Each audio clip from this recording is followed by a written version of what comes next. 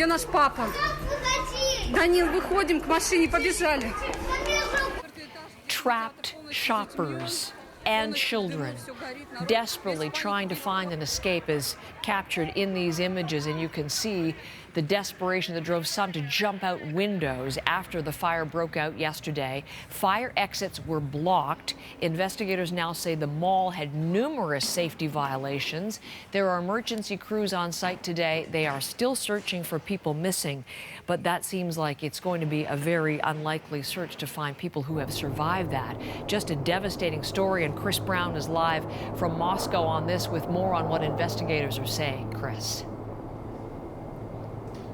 Well, we are starting to hear something from investigators anyway. They've been looking into what happened at the Winter Cherry Mall. The fire broke out around 4 o'clock on Sunday. They're not saying for sure that it happened in the kids' trampoline area, but that seems to be where they're leaning. This was on the very top floor of that mall.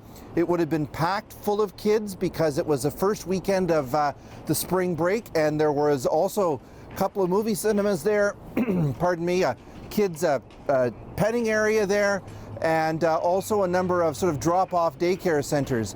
What we're hearing from the investigators is that there were no fire alarms that went. In fact, they're saying a guard, it seems, and we don't know why, turned off the fire alarm. It's not clear if he heard it and then turned it off, or he turned it off at the start of his shift. We really don't know. They're also saying that a number of the exits were blocked as well. Why? We don't know, but this is what the preliminary investigation is turning up, Heather.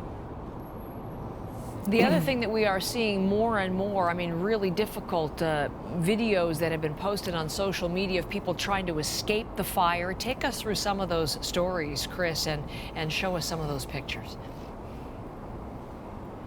Well, some of the first videos that people started to see were shot from people on the street, and they were those who had literally their backs up against windows, in some cases hanging on to windowsills, trying to get away from the flames because the fire spread so quickly.